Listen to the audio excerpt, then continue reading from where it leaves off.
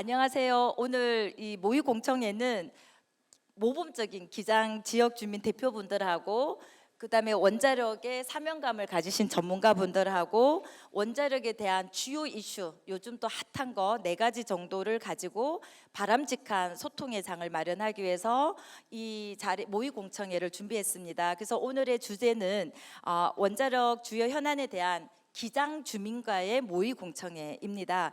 그래서 이 과제를 맡고 있는 책임자 한은옥이라고 하고요. 오늘 공청회 진행은 주제별로 4개 주제가 있습니다. 전문가의 5분 발언 시간을 잘 준수해 주시길 부탁드립니다. 그 다음에 지역 주민 대표로 각각 소재에 대해서 지역 주민을 대표해서 5분 동안 5분이 굉장히 중요합니다. 발언을 좀 해주시길 부탁드리고요.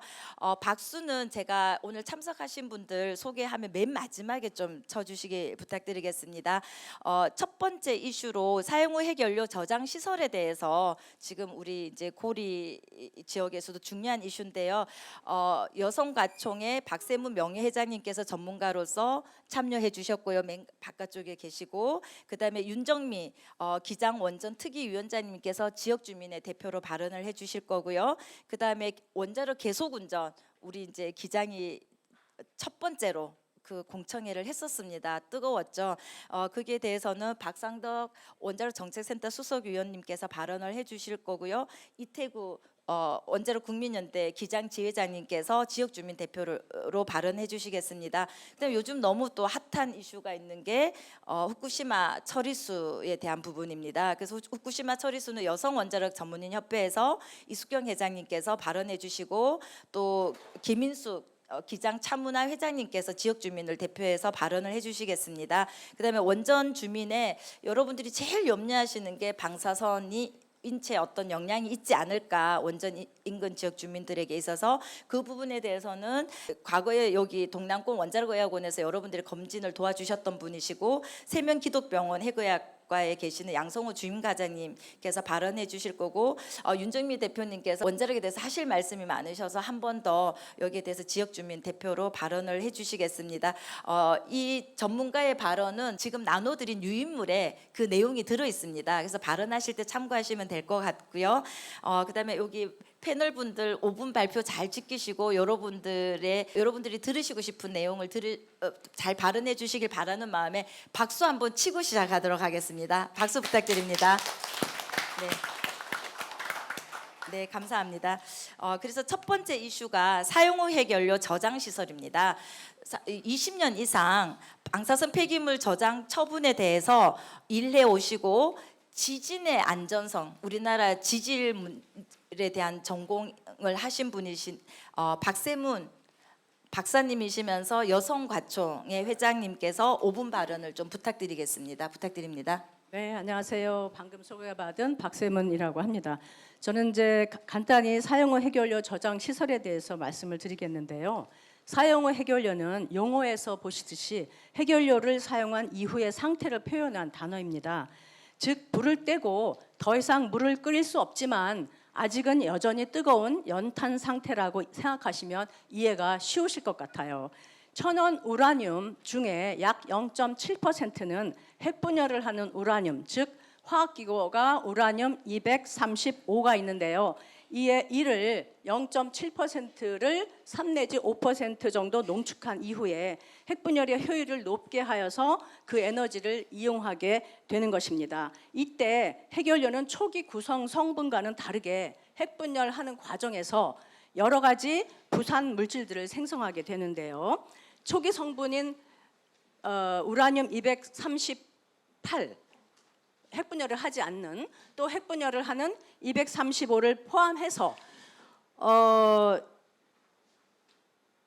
요오드나 세슘이나 스트론튬, 플루토늄 등 장기간 핵분열을 하는 물질, 즉 고준위 방사성 폐기물이라고 말씀을 드릴 수가 있는데요. 이런 것들이 생성이 됩니다. 이런 이유로 사용 후 해결료는 폐기 상태임에도 계속 일정 온도 이상의 에너지를 내기 때문에 그 열기가 약해질 때까지 장기간 안전하게 관리를 해야 하는 것입니다. 사용 후 해결료는 약 3년간 원자로에서 제 역할을 한 후 꺼내지면 여전히 높은 여열이 있는 터라 발전소 내 저장조 물속에 넣어서 5년 이상 열을 식히게 됩니다. 이걸 습식 저장이라고 하고요. 이후 저장조물에서 꺼내진 해결료는 또 건식으로 일정 기간 저장하게 되는데, 이조차 포화 상태가 되면 발전소 외부 부지에 시설을 만들어서 관리를 하게 됩니다. 이를 중간 저장 시설이라고 하는데요. 우리나라에는 아직 중간 저장 시설이 없습니다. 그리고 기장 지역이나 경수로 원전을 가지고 있는 지역들은 전부 현재까지는 저장조 풀 속에 넣어놓은 습식 저장만을 지금 하고 있는 상태라고 말씀을 드리겠습니다. 사용 해결료는 중간 저장 시설을 거쳐 최종적으로 지층 안반 내 영구 처분을 해야 더 안전한 관리가 가능해집니다. 많은 국가들이 지층 내 처분을 하기 위해서 지층 내 연구 시설을 만들어서 오랜 기간 연구를 하고 있는데요. 그 대표적인 시설이 미국의 유카 마운틴 처분장하고 스웨덴의 포스마크, 핀란드의 오킬루오토 등이 있습니다. 해외 주요국들의 사용 해결료 관리 현황은 여기 자료에 제공해드린 표를 참고하시면 좀 더 상세하게 아실 수 있고요. 이 중에 핀란드는 세계 최초로 내년부터 지하 430m의 동굴 심층 처분 시설을 처분장을 운영하게 될 예정입니다. 핀란드는 2000년에 이미 지역 주민들의 동의와 정부 승인을 거쳐서 11년간 지하 연구 시설을 운영한 이후에 그 안전성을 입증을 하고 2015년부터 약 10년에 걸쳐서 처분 시설을 건설을 해 왔습니다. 그래서 내년부터 약 100여 년 조금 못되게 운영에 들어갈 예정이라고 합니다. 동굴 처분을 위해서 사용 후 해결료는 그림에서 보시다시피 사중 밀봉 개념을 적용하는데요. 그 1차가 구리 용기, 부식이 안 되는 구리 용기에 사용 해결료를 집어넣고 다시 콘크리트 같은 컨테이너에 그 카니스터라고 해요. 구리 용기를 그걸 집어넣습니다. 그 사이사이 간극에는 물이 침투되지 않게 수분을 막아주는 벤토나이트로 채우게 돼요. 그런 콘크리트 조가 이제 가득 차게 되는데요. 핀란드도 이런 방식을 채택을 했습니다. 에너지 자원이 적은 핀란드는 원자력에 대한 국민적 지지도가 굉장히 높습니다. 핀란드가 성공한 데에는 핀란드식 예외주의라고 불릴 정도로 원자력에 대한 국민들의 높은 지지도에 있습니다. 정부에 대한 높은 신뢰를 바탕으로 원자력 관련 시설에 대한 엄격한 안전 규제와 투명한 원전 운영과 주민들의 적극적인 참여가 만들어낸 성공 사례인 것이죠. 우리나라의 사용 해결료 관리 현황을 말씀드리면 작년 22년 6월 기준으로 총 발생량이 약 1만 8천 톤이 있습니다. 부지 내 저장 시설에 저장조가 되겠죠. 보관되어 있는데 바로 저장조라고 말씀드린 거는 경수로의 경우고, 월성 같은 경우는 상대적으로 발생량이 많아서 부지 내 임시 저장 시설을 운영을 하고 있습니다. 기존 여러 정부에 걸쳐서 사용 후 해결료 저장 시설 확보를 위한 노력을 기울여 왔는데요. 현재까지는 고준위 방사성 폐기물 관리 기본 계획을 포함한 방사성 폐기물 관리법 제6조를 제정하여 국민과의 소통을 할 수 있는 근거를 마련을 해놓은 기본법만 확보가 된 상태라고 말씀드릴 수가 있습니다. 아주 갈 길이 굉장히 멀어요. 중간 저장 시설도 없고요. 그래서 더 많은 정보를 드리고 싶지만 저한테 허용된 5분이라는 시간을 넘길 것 같아서 이 정도로 간단히 말씀드리고, 또 나중에 궁금하시면 저한테 질문해 주시면 제가 답변해 드리도록 하겠습니다. 고맙습니다. 네, 감사합니다. 전문가의 입장은 이런데 또 지역의 입장은 어떤지 잘 모르겠는데요. 저는 뭐 핀란드 못지않게 여기 계시는 기장 지역 주민들의 수준이 저는 더 높지 않나 개인적인 생각을 좀 해봅니다. 탈원전 때 여러분들과 함께 길거리며 청와대며 국회며 광화문이며 뭐 열정을 혼신의 힘을 다해서 띄우셨던 행동을 하신 분이시죠. 윤정미 대표님께서 여기 사용 해결료 저장 시설에 대해서 한 5분 정도 지역 주민을 대표해서 발언해 주시길 부탁드리겠습니다. 반갑습니다. 항상 저희와 같이 고생하신 여러분들 덕분에 제가 이 자리에 앉았다고 생각합니다. 정말 감사합니다. 기장군 원전특위위원장 윤정미입니다. 저희 여러분들이 아시다시피 대한민국은 자원 빈국입니다. 한마디로. 그러면 원자력은 필수겠지요. 그동안 우리가 산업 발전이나 모든 것에 원자력으로 통해서 우리가 대한민국이 우뚝 설 수 있는 가장 값싼 전기, 가장 안전하고 가장 편리한 이 원전을 제가 고리 1호기가 폐로될 때 저 효자 원전을 없애는 것에 대해서 굉장히 마음이 아팠습니다. 그리고 2, 3, 4, 5기 저 계속 운전할 때는 죽기 살기로 여기 계시는 분들과 함께 막아냈습니다. 여러분들이 계셨기 때문에 우리가 원자력이 이렇게 다시 살아갈 수 있지 않나 하는 생각을 합니다. 저기 원자력이 필수로 하려면 방금 우리 박사님께서 하셨던 사용후 핵연료 저장 시설이 꼭 필요합니다. 꼭 그게 있어야만이 원자력을 계속적으로 가동할 수가 있습니다. 그런데 이 원자력에 대해서 우리 지역 주민들이 안전에 대한 우려를 많이 하고 있습니다. 우리나라도 이제 경주의 맥스터와 해외 사례, 방금 설명하셨던 핀란드라든지 그런 해외 사례를 보면 그 원전 지역 주민들에게 굉장히 안전을 알려주고 믿음을 주고 정부가 이렇게 해야 되는데 저희들은 5년 동안 잘려버렸습니다. 문재인 정권 때. 이 잘리는 정권 가운데에서 이 원자력이 발전해 나가는 50년이라는 세월이 멈춰버렸습니다. 그래서 지금 어째 보면 굉장히 어려운 강을 다시 건너야 되는 위기에 대한민국에 저희들이 처해 있습니다.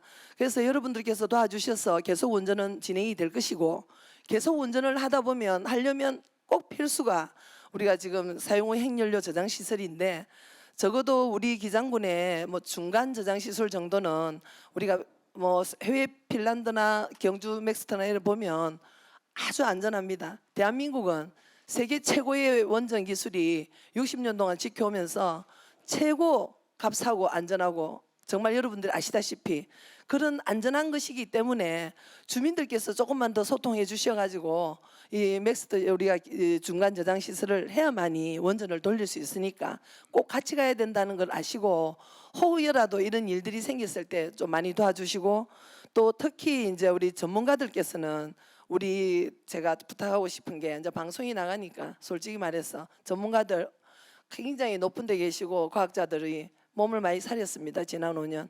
그 사리는 동안에 우리 민초들은 길바닥으로 광화문으로 비 오나 눈이 오나 추우나 더우나 정말 눈물 나도록 뛰어다녔습니다. 저는 이 자리만 오면 꼭 눈물이 납니다. 솔직히 너무 고생했던 게 지나갑니다.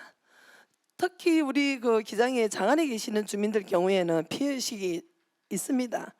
50년 동안 우리가 이렇게 피해를 입었는데 우리한테 한 게 뭐 있냐 뭐 이런 식으로 피해가 굉장히 많이 있는데 그 피해를 저희들은 같이 장안의 발전협의회와 주민자치와 여러 사람들과 제가 항상 소통을 할 때는 안전에 대한 거 안전하다 우리도 이렇게 가야 된다 과학적이다 이거를 설명을 해서 지금은 많은 분들이 그 안전에 대한 것을 많이 아시고 두려워하지 않습니다. 지금 우리 장안 주민 같은 경우에 이런 정책 실현으로 신뢰성을 이제 그동안 잃었지만 소통의 방향을 우리가 잘 잡으면 원자력 정책은 백년지 대계 정책 아닙니까? 그죠? 우리가 뭐 연탄 불렀다 뺐다 껐다 할 수 있는 정치도 아니고 최소한 원자력을 늘어가면 60년을 전기를 돌려야 되는데 이게 스위치 껐다 켰다 하는 전기가 아닙니다. 태양광처럼 껐다 켰다 할 수도 없는 거고 여러분 너무나 잘 아시지만은 태양광 뭐 260원 뭐 하지만 태양이 우리나라에 뜬 날이 얼마나 있겠으며 뭐 풍력도 마찬가지 바람이 얼마나 불겠습니까?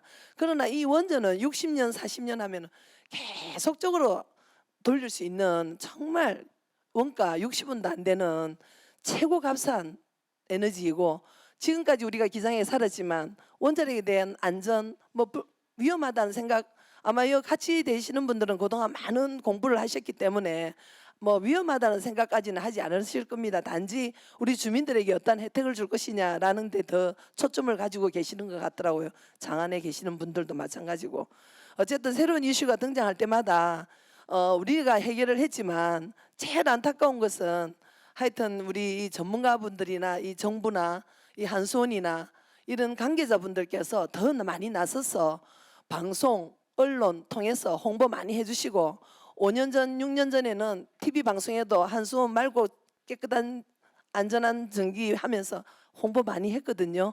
근데 지금은 그게 사라져 버렸어요. 방송도 뭐 장악이 됐지만 어쨌든 앞으로는 우리 전문가와 대한민국 정부와 또 한수원과 같이 우리 국민들에게 신뢰를 줄 수 있는 그런 단체하고 같이 신뢰 있게 믿고 우리가 정부를 믿고 갈 수 있는 그런 날이 곧 올 겁니다. 지금 우리 윤석열 정부에서는 이 원전을 굉장히 수출도 많이 하기 위해서 지금 뭐 폴란드, 이집트 뭐 여러 지금 뭐 우리가 그 바라카 같은 경우에도 그렇고 이집트 뭐 사우디 앞으로 무궁무진한 수출에 또 엄청난 우리가 수출을 갖고 있거든요. 근데 우리 자원 하나 없는 빈국에서 수출로 먹고 살아야 되잖아요. 돈이 없으면 우리가 그렇잖아요. 그래서 앞으로 여기 계신 분들이라도 나가시면 1인 10,000명을 설득할 수 있는 대한민국을 중심을 잡을 수 있고 우리 기장군은 특히나 이 안전에 대한 것은 여러분들께서 오늘 공부 많이 하셔가지고 많은 우리 주민들에게 안전하다, 정말 괜찮다, 50년 동안 아무 문제 없었지 않나 라는 뜻으로 다 같이 힘을 모아주시면 더더욱 감사하겠습니다. 그동안 고생 너무 많이 하셨고 앞으로 좋은 날을 위해서 우리 다 같이 힘을 모아서 대한민국의 비전과 우리 기장군의 발전과 우리의 모든 그 건강을 위해서 다 같이 제가 염원하는 뜻에서 5분 짧은 시간 마무리하겠습니다. 감사합니다. 네, 감사합니다. 역시 지역 주민들께서 또 윤정미 대표님과 함께 현장에서 애쓰신 마음이 너무 크다 보니까 시간이 지남에도 불구하고 또 울컥하셔서 너무 죄송한 마음도 가득하고 또 함께 해야 되겠다라는 다짐도 해보는 시간 같습니다. 저희가 시간이 없는 관계로 또 두 번째 이슈에 대해서는 여러분들이 이미 먼저 하셨어요. 폴란드 이상으로 훌륭하게 대응하셨는데 원자력 계속 운전입니다. 이제 기장을 작년에 시작해서 다른 원전 지역들이 계속 운전을 해야 됩니다. 근데 여러분들처럼 잘 지켜내실 수 있을지 잘 모르겠지만 여기에 대해서 원자력 발전에 대해서 안전을 현장에서부터 지키시고 그다음에 원자력에 관련된 안전에 대한 연구, 그다음에 정책에까지 지금 관여하시다 보니 서울대 원자력공학과 학생 때부터 해서 지금까지 40년 이상을 원자력계 계셨던 서울대 원자력정책센터의 박상덕 위원장님을 통해서 원자력 계속 운전에 대해서 들어보도록 하겠습니다. 부탁드리겠습니다. 예, 감사합니다. 우선 탈원전 때 탈원전을 폐기하기 위해서 함께 애써주신 기장국민 여러분들에게 감사의 말씀을 드리면서 원자력 발전소의 계속 운전에 대해서 소개해드리겠습니다. 계속운전이라는 것은 면허기간이 만료된 원자력 발전소의 안전성을 심사해서 면허기간을 변경시키는, 증가시키는 그런 운전이 되겠습니다. 원래는 미국에서 원자력 발전이 너무 좋으니까 독점을 막기 위해서 40년이라는 기간을 만들었는데 그게 세월이 지나다 보니까 그냥 굳어져 버렸어요. 근데 요즘 와서 다시 60년, 80년 운전을 하고 있습니다. 저는 이제 계속 운전을 두 가지로 정의하면 하나는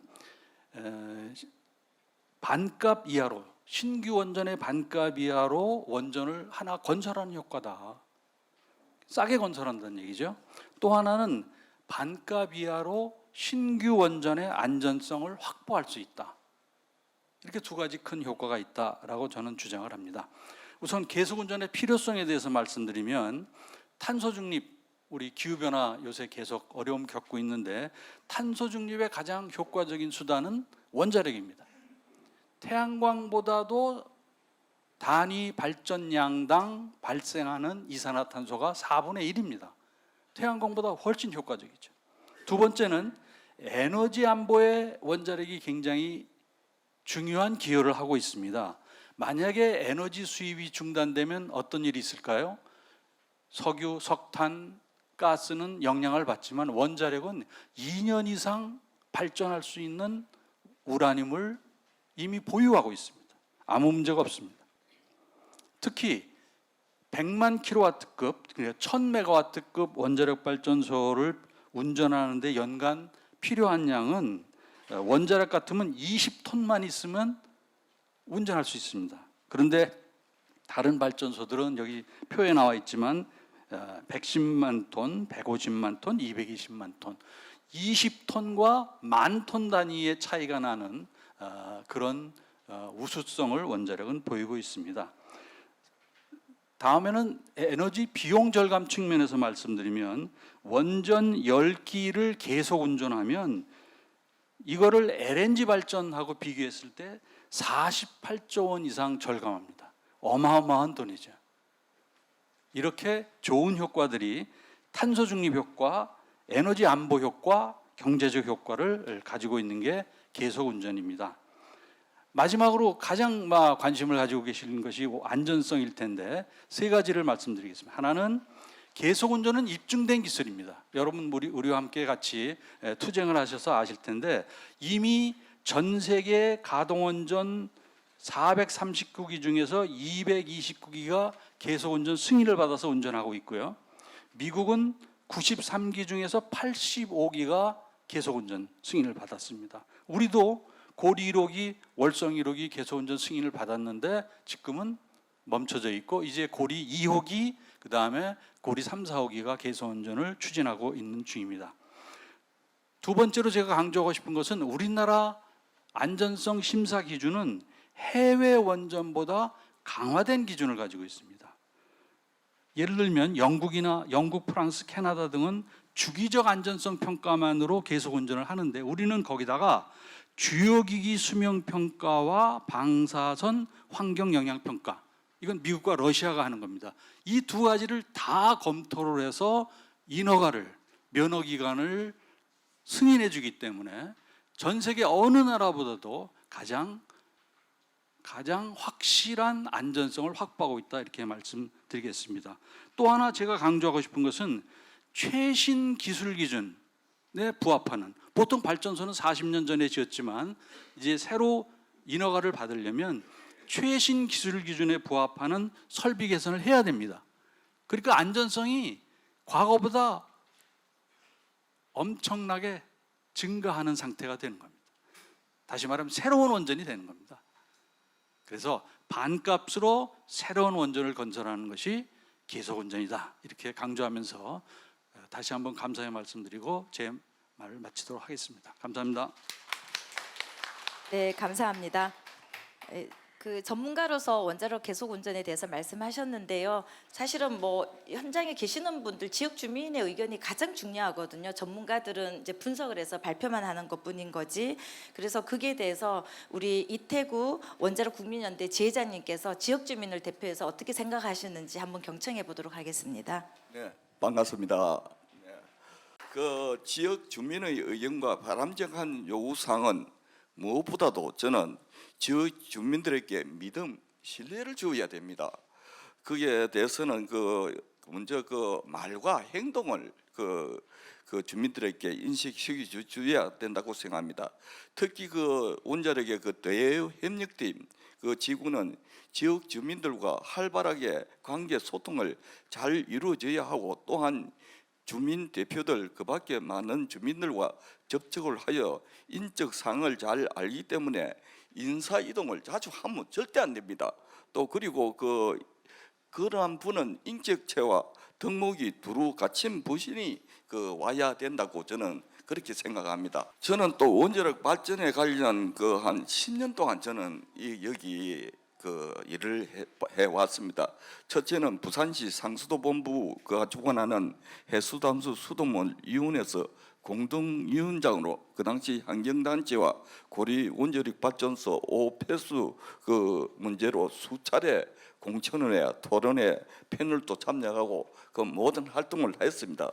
또 저는 신고리 원전 5, 6호기 건설 중단에 제일 처음 새벽 2시에 우리 여기 대부분 회원들을 40명 태워서 서울 국회 윤상진 국회의원님 주관하는 토론장에 국회 도서관 소회의실에서 우리 회원들이 들어감으로써 회의실이 성운이 되어 토론이 성공적으로 잘 이루어졌습니다. 그때부터 신고리 5, 6호기 건설 공사 재개를 위해서 울산 태안강 또는 롯데백화점 등에서 많은 회원들 데리고 땡볕에서 수없이 집회를 하여 공사가 재개되었습니다. 정말 고맙게 생각합니다. 다음은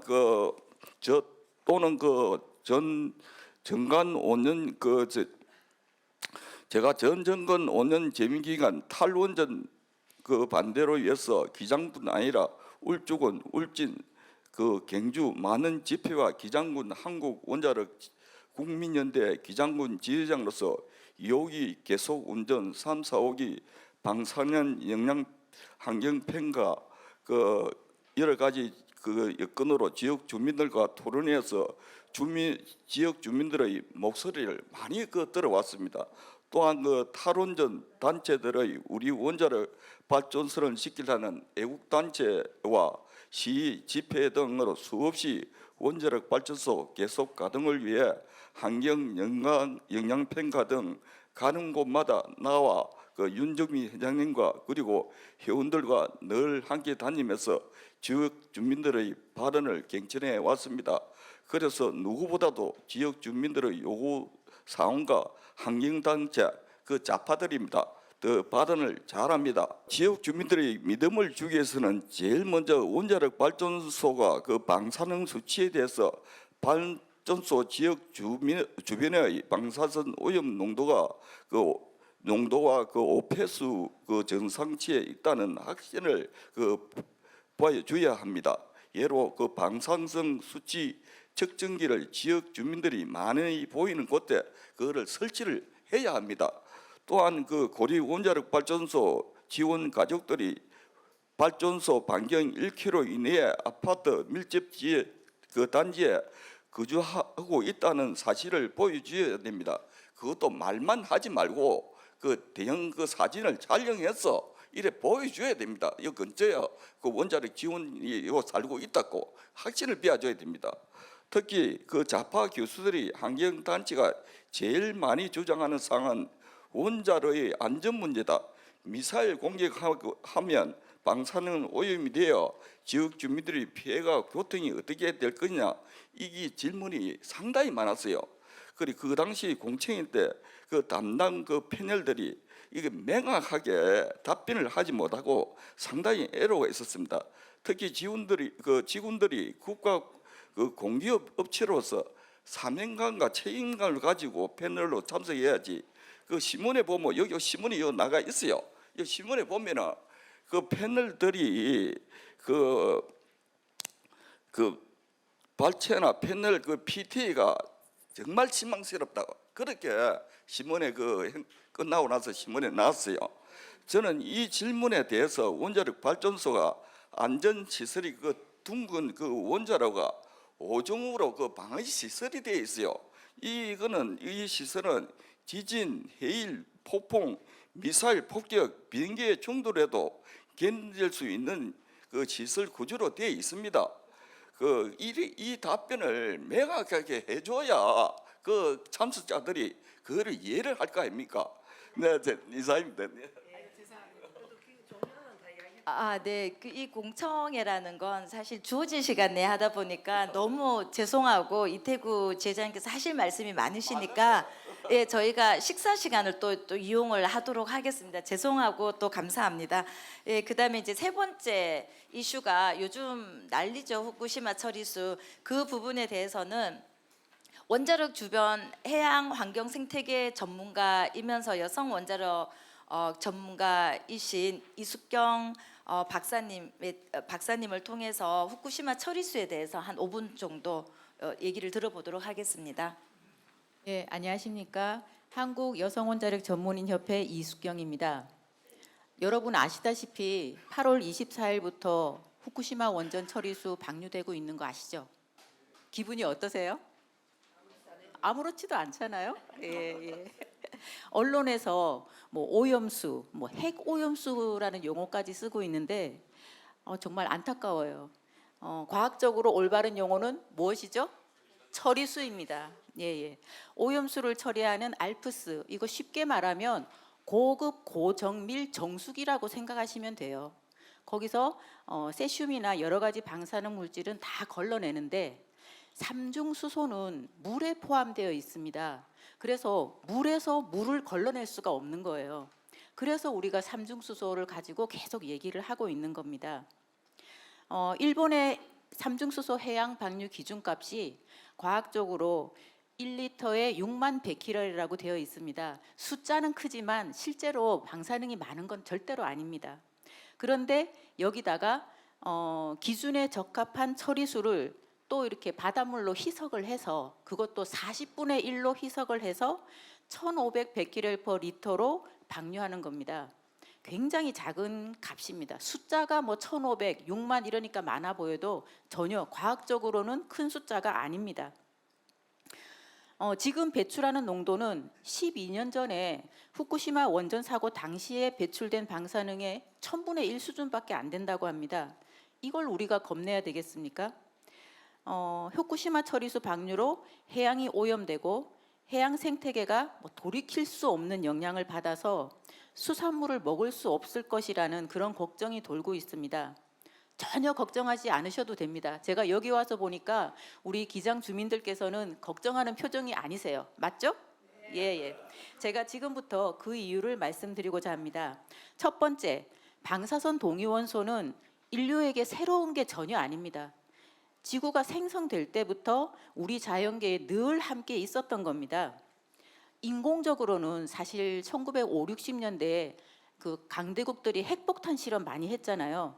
그때 엄청 들어간 거예요.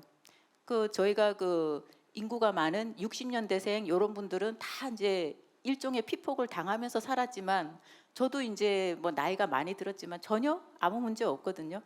그래서 지금 이런 사고가 안타깝긴 하지만 걱정할 필요 없다는 겁니다. 예전에 이미 많이 들어간 거에 비해서는 굉장히 조금 더 첨가된 거다. 그렇게 생각하시면 됩니다.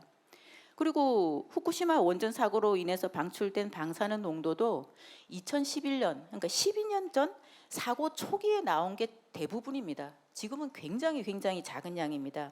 두 번째, 제가 해양학자이긴 하지만 북태평양 해류라는 게 있어요. 우리의 뭐 자전 공전을 이용해서 바닷물도 물이기 때문에 빙글빙글 돌고 있는데 아시잖아요. 후쿠시마가 일본의 동쪽이면 우리나라의 반대편이에요. 근데 거기에서의 물은 우리나라로 내려오는 쪽이 아니라 쿠로시오 난류를 따라서 위쪽으로 돌아서 저쪽 미국, 아메리카 대륙 다 돌아서 우리나라에 오는 시기는 굉장히 뒤입니다. 그나마 참 지리적으로 다행한 일이라고 생각할 수 있습니다. 세 번째, 우리 해역에 이제는 더 많이 측정한다고 하지만 그동안도 92개 정점에서 해양의 방사능을 1994년부터 계속 측정하고 있습니다. 그런데 그것이 후쿠시마 사고가 2011년에 났잖아요. 그 전이나 후나 값의 변화가 없습니다. 이미 12년 동안. 그런데 왜 앞으로 더 영향이 있을 것이라고 생각하겠습니까? 네 번째, 처리수가 방류돼도 우리 먹거리에는 아무 문제가 없다는 과학적 증거가 굉장히 많습니다. 예를 들자면 지금 30년을 통해서 처리수를 방류한다고 하는데 이거를 1년 안에 다 방류하고 우리가 그 앞바다에서 가두리 양식으로 물고기를 길러가지고 계속 먹어도 아무 영향 없습니다. 그리고 또 뭐 삼중수소가 축적이 돼서 원양어업을 통해서 물고기를 잡아먹으면 우리 후손들은 영향을 받을 것이다 하는데 삼중수소는 생체 내에 축적되지 않습니다. 그건 이미 과학적으로 다 밝혀진 사실입니다. 그러니까 또 이번 여름에 바닷물에 들어가서 해수욕하기가 어렵다고 생각하시는 도시인들이 많아요. 오히려 우리 해역에 사시는 분들은 별로 그렇지 않은데 그냥 생각을 주입받으신 분들이 그런 생각을 많이 가지고 있는 것 같습니다.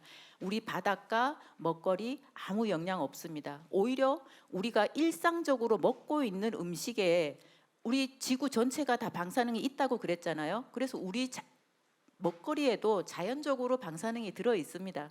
그래서 일상적으로 섭취하는 양에 비해서 정말 걱정하지 않으셔도 됩니다. 결론적으로 해양에는 여러분이 생각하시는 것보다 엄청나게 많은 자연 방사능이 늘 존재해 왔고 해양의 움직임이 물질의 확산과 희석이 큰 도움이 되고 또 우리 북반구의 해류 움직임 덕에 우리나라에 미치는 영향 시기도 훨씬 뒤로 미뤄지며 후쿠시마 사고 전이나 후에 우리나라 해양에서 관측되는 영향은 없었습니다. 해수욕하셔도 전혀 상관없습니다. 후쿠시마 처리수 방류 후에도 바다에서 잡은 생선은 늘 먹을 수 있으니까 우리 식생활과 먹거리도 고민하실 필요 없습니다. 따라서 현재 알려지고 있는 여러 가지 방사능 괴담은 과학적으로 의미가 없는 단순 괴담일 뿐이니까 우리나라 해안과 수산물에 대해서 전혀 걱정하실 필요가 없다는 말씀으로 제 얘기를 마치겠습니다. 네, 감사합니다.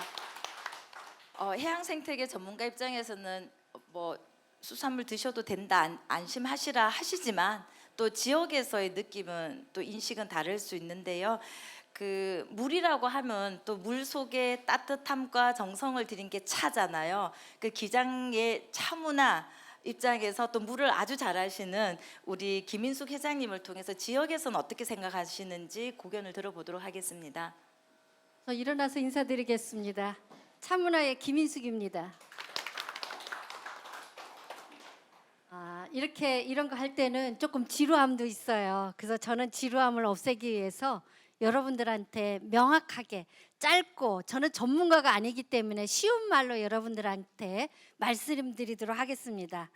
저는 이 타락 단체들이 처음부터 오염수라고 얘기할 때 저는 오염수가 아니다, 처리수라고 말을 해야 된다고 하는 거에 적극적으로 제가 이야기를 했습니다. 왜 오염수라고 합니까? 아까 말했듯이 이것은 여러 가지 단계를 거쳐서 나왔기 때문에 처리수라고 이야기를 해야만이 맞다고 해야 됩니다. 그래서 처리수라고 이야기해야 되는데 탈핵들은 무조건 뭐라고 합니까? 오염수라고 하죠. 그래서 선동을 해가지고 무조건 이거는 위험하다, 인체에 해롭다. 그래서 지금 바다에서 나오는 모든 해산물은 먹어서는 안 된다. 그러면 누구한테 피해입니까? 우리한테 피해입니다. 기장 지역은 해녀, 미역, 다시마, 또 뭐가 있습니까? 멸치, 횟집, 꼼장어, 이런 게 다 저희들은 민폐예요. 이런 분들에 의해 가지고, 이 좌파들에 의해 가지고, 이 탈핵들에 의해 가지고 저희들이 이 삶의 질이 떨어지고 있습니다. 그런데 우리들은 그 소리를 듣고 있어야 됩니까? 듣고 앉아서 그들의 소리를 가만히 있어야 되느냐고요? 안 되죠. 우리는 일어나 갖고 그들의 반하는 소리를 해야 됩니다. 오염수가 아니고 처리수라고 분명히 우리가 이야기를 해야 되고, 또 후쿠시마 이야기는 전 정권에서부터 나왔던 이야기입니다. 그들은 그때 말이 없었습니다. 근데 왜 지금 와서 이야기를 이렇게 떠들고 그냥 나팔수를 크게 대는 겁니까? 선동질을 그들은 제일 잘하는 아주 1등수들입니다. 그들을 향해서 우리는 어찌해야 됩니까? 우리는 진짜 이게 아니라는 것을 알고 있어야 됩니다. 그리고 과학적으로 이미 이것들은 다 증명이 됐어요. IAEA에서 과학적으로 증명이 된 것인데 이것을 믿지 말라고 선동질을 합니다. 우리 과학을 안 믿으면 무엇을 믿습니까? 탈핵들이 주장하는 그것을 믿어야 됩니까? 우리 국민들은 더 이상 속지 않습니다. 예전에 뭘 또 속았습니까? 광우병 속았습니다. 또 무엇을 속았습니까? 사드에 속았습니다. 근데 지금 뭐 보고 속으라고 합니까? 후쿠시마 오염수라고 하는 그들의 소리에 속으라고 합니다. 우린 더 이상 속지 않습니다. 지금 기장주역이나 뭐 이 부산 가까이 있는 자갈치 시장이나 뭐 요즘 뭐 가을에 나는 전어철, 전어나 시장에 가면은 손님들이 바글바글 합니다. 근데 지금 방송 언론에서는 어찌합니까? 손님이 하나도 없다고 지금 방송을 해대고 있습니다. 언론 장악까지 하고 있습니다. 우리가 언제 이렇게 당했습니까? 지금 정권이 바뀌었으면은 이 언론과 또 원전에 있는 이 사람들도 다 바뀌어야 됩니다. 근데 안 바뀌고 있습니다. 그들이 요소에 자리 잡아가지고 우리가 주장하는 것들을 받아들이지 않고 반대에 서서 선동질을 하고 있습니다. 그들만의 카르텔을 가지고 있습니다. 우리는 그들과 맞서서 큰 소리를 내야 됩니다. 왜? 우리의 여기 삶의 터전이 있기 때문입니다. 여러분들 힘을 내십시오. 우리는 그 선동질에 아직 속을 나이가 아닙니다. 아시겠죠? 우리 기장 주민들은 현명합니다. 그리고 똑똑합니다. 그리고 기장 미역, 다시마, 멸치. 옛날에 이것들은 임금님 밥상에 올라가던 수라상에 올라가던 진상품입니다. 이것을 그들이 자꾸만 나쁘다고 해가지고 팔로를 없애면 안 되겠잖아요. 여러분들, 우리는 그 선동질에 속지 맙시다.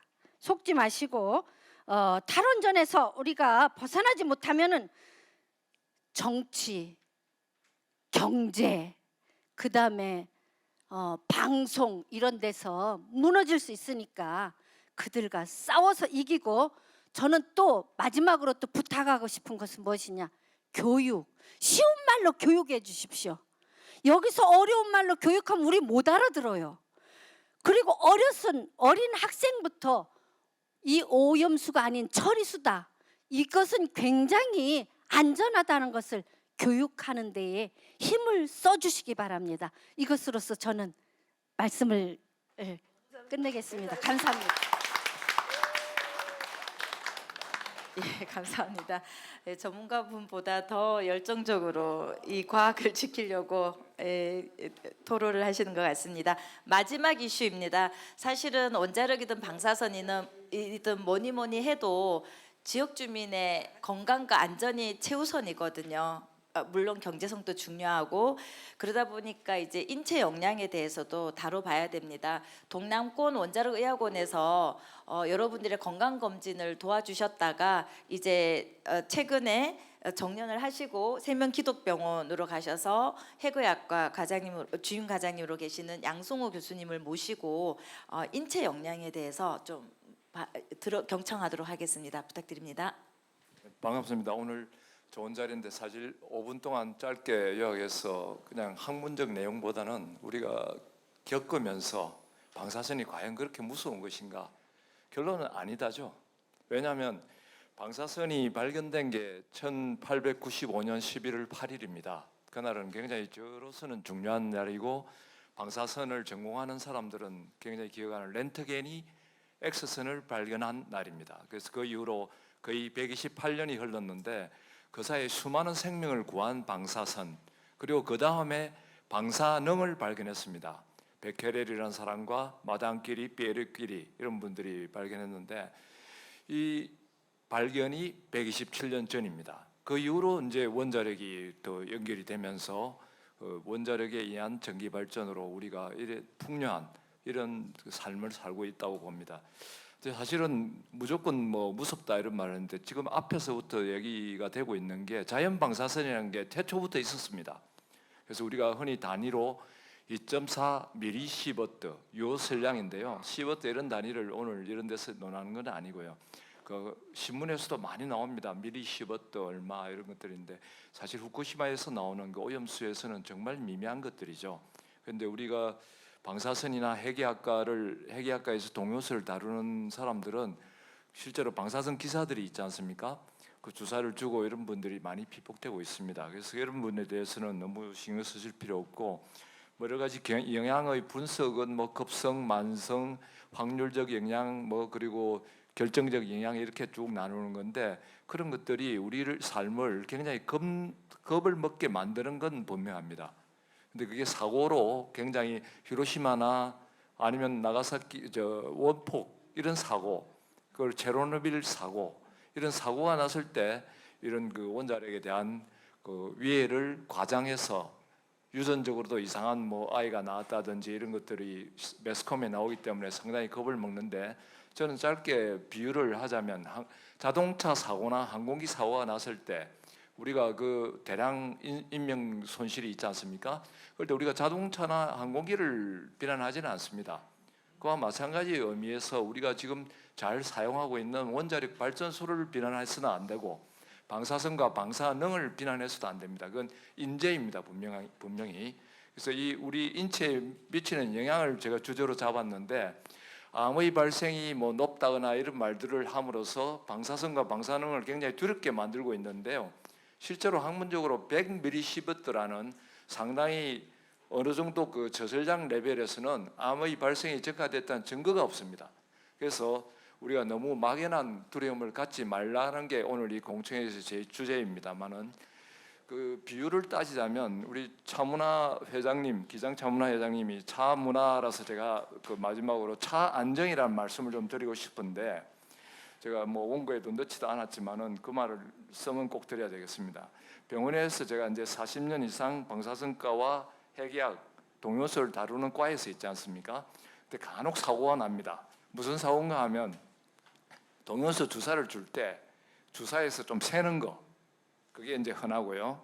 세면은 이제 밖에 묻지 않습니까? 뭐 그러면 그때 닦아내고 씻어내고 하는 이런 것들도 있고 조금 드물게는 저는 겪지 못했지만은 갑상선 치료를 할 때 그 아이오다인 131이라고 원전에서도 부산물로 나오는 그런 동요소가 있습니다. 방사선 동요소를 쏟아버리는 겁니다. 그 액체인데 그 환자한테 주입하기 전에 쏟아버린다는 이럴 때는 그 방을 밀폐하고 오염 제거하는 이런 사고들이 있는데 쭉 지켜보면 전부 다 차근차근하고 안전하고 정확하게 못해서 일어나는 일이다. 그래서 우리 인체에 대한 영향, 방사선이 막연히 두렵다 뭐 이런 것보다는 지금 현재 있는 시스템에 차폐 시설이라든지 이런 것들이 잘 되어 있기 때문에 걱정하지 말고 우리가 근무자들이나 그걸 다루는 사람들이 차 안정의 원칙, 차근차근 안전하고 정확하게 한다면 우리가 체르노빌 사고나 후쿠시마 원전도 사실은 인재거든요. 거기 발전소가 문제가 있어서 전원이 꺼지면서 그 사고가 폭발 사고가 났다는 거 다 아시지 않습니까? 그러면서 우리가 저 인체 영향이나 이런 데 대해서 너무 과도하게 겁을 주고 있는 그런 무리들이 있는데 그런 분들한테는 저는 가감하게 말씀드립니다. 앞으로 그분들은 방사선을 이용한 치료라든지 혜택을 안 받아주시면 좋겠습니다.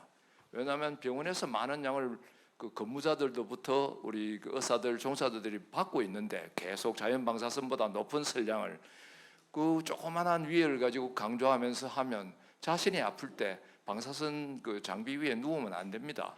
그러니까 그래서 그런 것들도 한번 생각해 보시고 너무 괴담을 공적으로 얘기하는 분들에 대한 저희 그 시민단체라든지 뜻있는 분들의 그 정당한 배상 책임을 묻는 그런 법적 소송도 마다하지 않아야 되겠다는 게 제 마지막 코멘트면서 제가 이 주제하고 좀 동떨어진 이야기를 하게 된 이유가 5분 공청회의 목적은 무슨 학문적 내용을 전달하는 게 아니라는 걸 제가 깨달았기 때문에 그렇고 차안정이라는 그 원칙과 우리가 방사선은 128년, 127년 이렇게 다루고 있는 인류의 큰 자산이기 때문에 두려워하지 말고 잘 가꾸어서 우리의 삶을 더 풍요하게 하는데 사용해야 되겠다는 것으로 제 말씀을 마치겠습니다. 고맙습니다.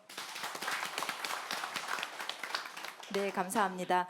또 전문가 입장에서는 뭐 작은 양의 방사선량은 인체에 오히려 도움이 된다, 아무 영향이 없다 하지만 또 기장에서 사시는 분들 입장은 또 다를 수 있으니까 윤정미 대표님께서 꼭 이 부분은 내가 발언을 해야 되겠다 하셔서 한 번 더 저희가 기회를 드릴 건데요. 좀 인체 영향에 대해서 이렇게 거주하시는 분 입장에서 의견을 주시기 바랍니다. 본인은 60년 동안 이 기장에서 산 증인입니다. 그리고 원자력 발전소 가까이에 매일 뭐 5km 반경에서 생활하고 있고 우리가 이거 모든 것은 탈핵 무당들의 그 선동이지 방사선이 위험해서 인체에 해가 있다 이거는 무관합니다. 오늘 아침 뉴스에도 월성 지역에 있는 사람들이 소송을 걸어가지고 거기 나온 인물 딱 보니까 우리 탈핵할 때 반대하러 나왔던 사람 2명이 딱 보이더라고.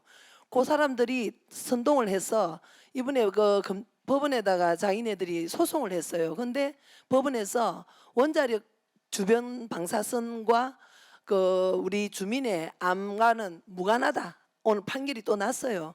판결이 났는데도 불구하고 이 사람들은 끊임없이 선동질을 합니다. 그러니까 절대 거기에 대해서는 우리는 안전하다는 것을 저희들이 다시 한번 제가 또 말씀드리고 또 우리가 보통 보면 우리 기장이 같은 경우에는 환경 그 방사선량률 그 측정치가 요소에 있습니다. 큰 대로변에 가다 보면은 맑음, 좋음 뭐 다 나와가 있거든요. 거기에 보면은 한 번도 방사선이 우리 인체에 피해를 주는 그런 게 뜬 적도 한 번도 없습니다. 기장군이. 그리고 또 우리가 이 이슈업 때마다 이 탈핵 무당들한테 우리가 항상 이렇게 선동질에만 안 넘어가면 우리는 이깁니다. 가사선 소송이든 뭐 해수 담수화 시설이든 해산물 판매든 모든 불안감은 이 선동질에서 일어나고 지난 5년 문재인 정권의 언론 방송에서 국민들을 너무 바보로 만들었어요. 그러니까 우리 여기 계시는 분들은 저하고 6년 이상 투쟁을 하셨잖아요, 그죠? 항상 다니면서 많은 공부를 하셨으리라 믿고 그런 투쟁하신 분들이기 때문에 절대 그런 탈핵 무당들의 그 선동질에 속지 않을 것이라 하고 도리어 더 우리가 기장에 이렇게 살았는데 안전하다 하는 것을 더더욱 선지자 역할을 하실 것이라고 저는 믿어 의심치 않습니다. 그리고 우리가 또 이런 일들이 날 때마다 제일 중요한 거는 현재는 이제 정부가 바뀌었잖아요. 그러면 이 정부와 항상 내가 또 누차 이야기하지만 한수원과 이런 전문가 집단에서 지금 열심히 하시는 분들은 하십니다. 일부. 그런데 아직도 다음 정권 바뀌면 또 끌려갈지 모르니까 뭐 단디해라 조심해라. 자기네들끼리 내부에서 일어난 이야기들이 이런 말이 나옵니다. 그 책임자들이. 근데 이런 책임자들이 이런 말이 나올 때는 정부가 더 단호하게 그 공무원들, 공기업들, 직원들 관리부터 정말 잘해야 된다고 나는 누차로 지금 이야기를 하는데 방송에 좀 나가면 이거 꼭 좀 실어주이소.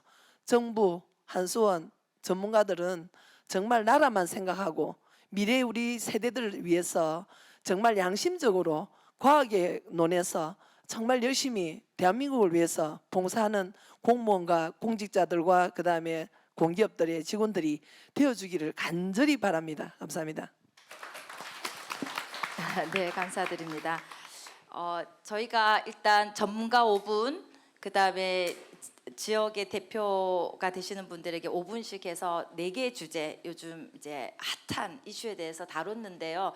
진행을 하면서 조금 아쉬운 건 저는 이 발표자 지역분들 중에 강력하게 반대하실 분이 계실 줄 알았는데 오히려 정말 위험하다라고 하실 줄 알았는데 그런 분들이 안 계셔서 너무 한쪽 얘기를 듣나 약간 이런 이제 또 고민도 듭니다. 왜냐하면 공청회라는 건 반대 목소리, 찬성 목소리 같이 들어야 되는데 지역분들께서 생각보다 전문가들이 염려하는 것보다 더 많이 아시구나라는 또 생각도 듭니다.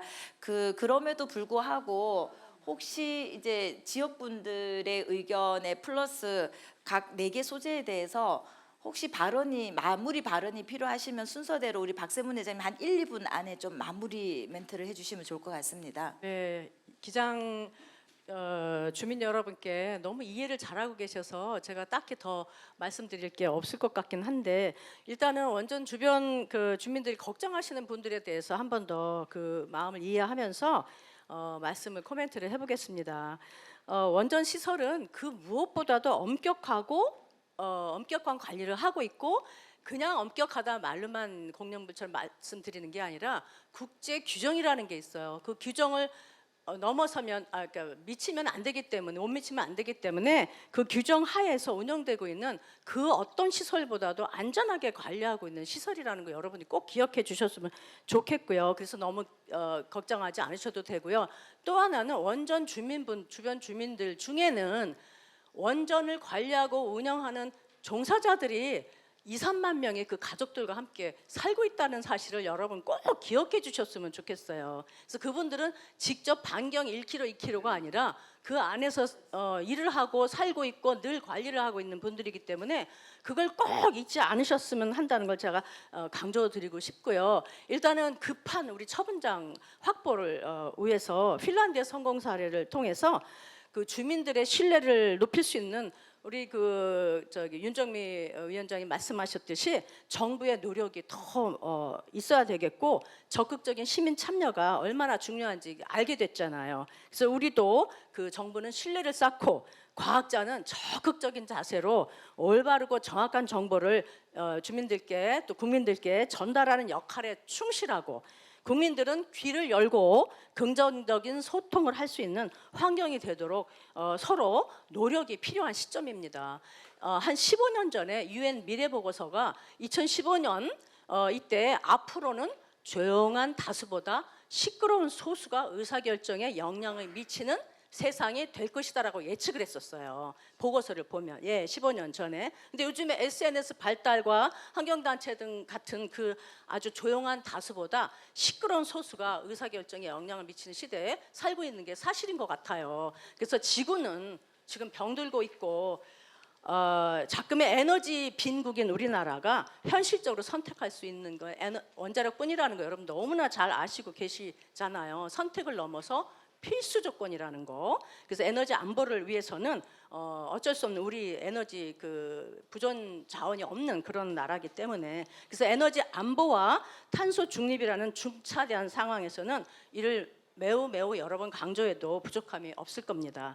다만 이로 인해 불가피하게 발생하는 고준위 폐기물인 사용 후 해결료 저장 시설이 포화 상태로 가고 있다는 게 안타까운데요. 이를 안전하게 여러분들 좀 더 안전한 환경에 살게 해드리기 위해서는 중간 시설의 확보가 굉장히 시급하고요. 또 시간이 오래 걸리는 최종 연구 처분장 확보가 지금부터 준비하지 않으면 미래에 굉장히 어려운 일이 닥치게 됩니다. 그래서 이는 여러분들의 적극적인 참여로 가능해질 수 있는 그런 사안이기 때문에 더 이상 시끄러운 소수가 정책 결정을 하도록 내버려 두지 맙시다. 그리고 긍정적인 조용한 다수의 영향력으로 정부 정책이 올바른 방향으로 실현될 수 있도록 여러분이 앞장서 주시기를 다시 한번 더 강조드리고 부탁드리면서 마무리하겠습니다. 고맙습니다.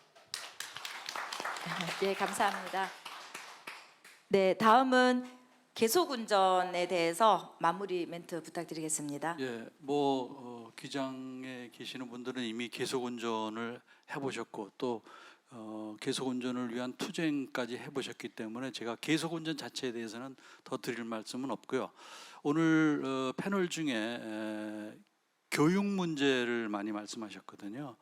저도 늘 고민하고 있지만 오늘 다시 또 숙제를 받았습니다. 우리가 어떻게 원전을 반대하는 사람들 또는 원전에 대해서 잘 모르는 사람에 대해서 정보를 잘 전달할 거냐, 이런 고민을 가지고 돌아가면서 제가 가서 또 열심히 이 분야에 대해서 좀 뭔가 좀 진전이 있도록 노력하겠다 하는 결심을 말씀드리겠습니다. 감사합니다. 네, 감사합니다. 네, 다음은 후쿠시마 처리수에 대해서 아주 짧게 마무리 멘트 부탁드리겠습니다. 예, 아까 김인숙 기장 차문화 회장님을 뵙고 아유 저도 일어설 걸 좀 그런 생각이 들었습니다. 그 다음에 제가 나이 듦을 좀 살짝 슬퍼하고 있었는데 너무 강력한 말씀을 주셨어요. 속을 나이가 아니다.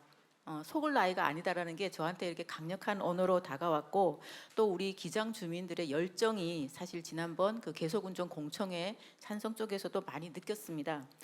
그리고 정말 말씀하셨듯이 저희 전문가의 역할이 쉬운 말로 교육해달라 이런 얘기 하셨어요. 하나의 반대 의견을 뒤집기 위해서는 긍정 의견이 3배 이상 있어야 된다는 얘기가 있습니다. 그래서 우리가 특히 이 지역 주민이신 기장에서 이 열정을 가지고 시발점이 돼서 후쿠시마 괴담을 긍정적인 의견으로 바꿀 수 있는 큰 시발점이 되기를 바랍니다. 감사합니다. 네, 감사합니다. 인체 역량에 대해서 양승호 교수님께서 마무리 발언 부탁드립니다. 저는 2분 쓰겠습니다. 아까 그 기장 동남권원자의학원이 생긴 이유가 뭔 줄 아시죠? 그 원전이 있다는 이유로 주민들이 굉장히 노력해서 건강시설을 가져온 건데 실제로 이런 밸런스 균형이 이루어지는 게 맞죠, 그죠? 아니 서울이 원자력 발전소 자기들은 안 하면서 이 기장이 동해안 혹은 바닷가에 지어놓고 자기들은 똑같은 전기값을 받고 있는 것도 불합리하고 그러면서 자기들 서울시장은 원전 일기 줄이기 운동 자기들 원전 있지도 않으면서 지하철 곳곳마다 쓰여있던 것을 10년 전에 제가 목격했습니다. 그래서 제가 화가 나더라고요. 부산 출신으로서 자기들은 원전 가까이 자기들 해서 미안합니다. 서울 수도권 분들한테 원전 가까이 있지도 않으면서 원전 줄이기 운동이나 하고 있고 이런 걸 목격하면서 상당히 기분이 안 좋았습니다. 근데 실제로 암 발생이란가 이런 것들이 굉장히 다중 요인이거든요. 방사선에 의해서 암이 발생한다. 이건 1대1의 효과가 아닙니다. 절대로. 그보다는 담배나 술 이런 게 더 위험하다고 되어 있습니다. 그래서 우리가 방사선은 지금 잘 얼라라라고 해서 적은 양을 잘 컨트롤해서 쓰고 있는 세상이거든요. 그래서 지금 자동차나 항공기를 겁없이 타고 있지 않습니까? 그와 마찬가지로 아까 말씀드린 종사자들의 자긍심을 가진 안전 문화만 확립이 된다면 저희 주민들이나 우리 이용자들은 안심하고 살아도 되는 세상입니다. 원자폭탄과 원자로는 다르다고 저도 배웠습니다.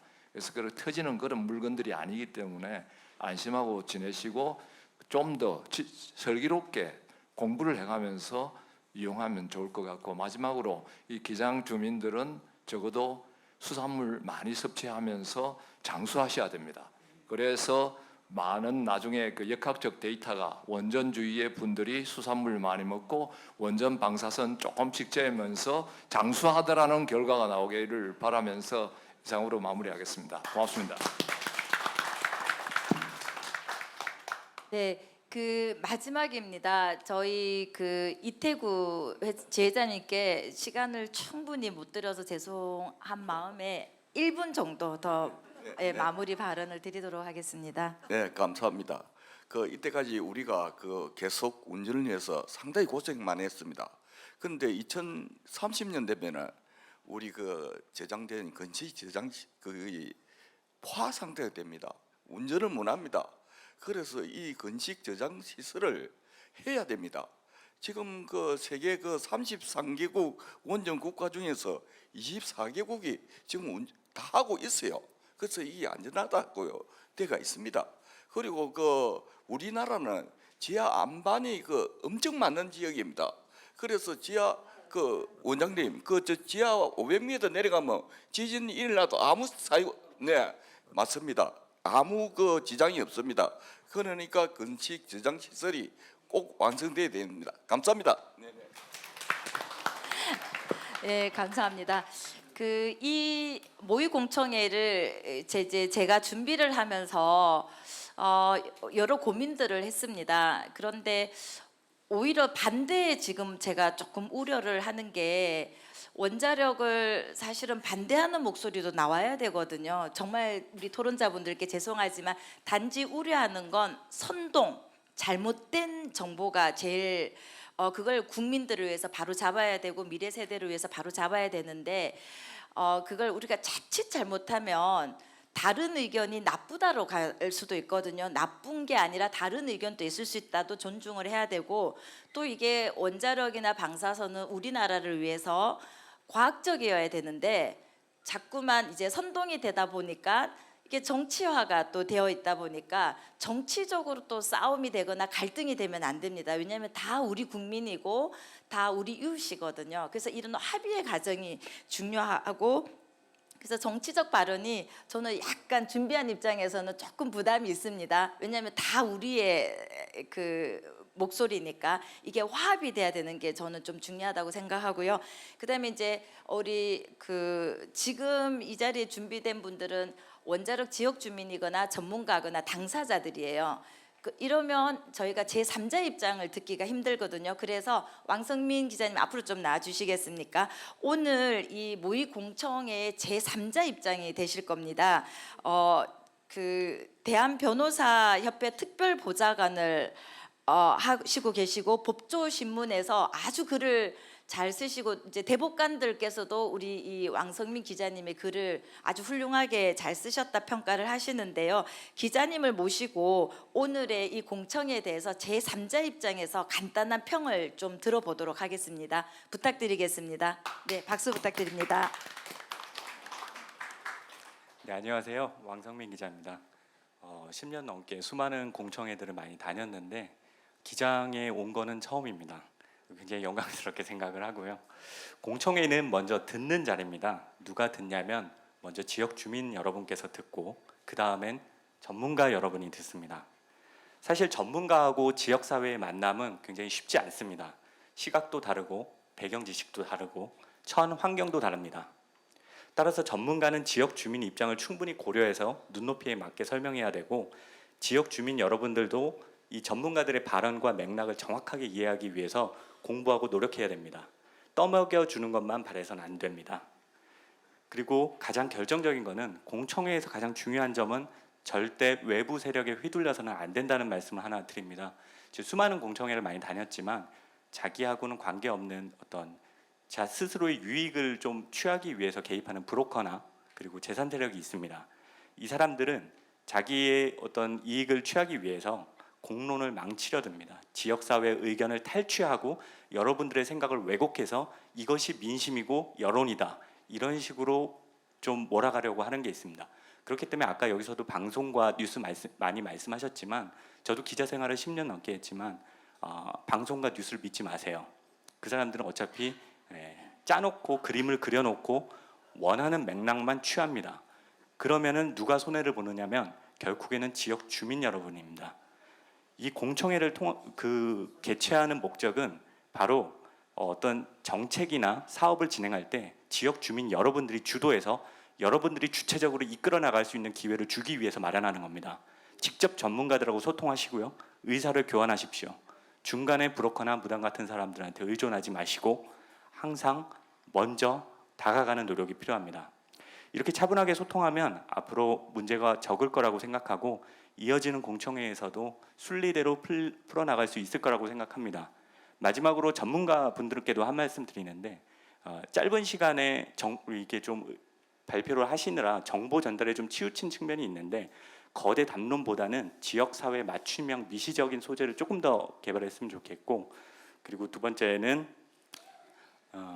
정치적인 발언은 자칫하면 이게 객관적 팩트보다는 어떤 정쟁 소재로 오남용될 수 있기 때문에 조금 그 톤을 낮추어 주시는 게 어떨까 합니다.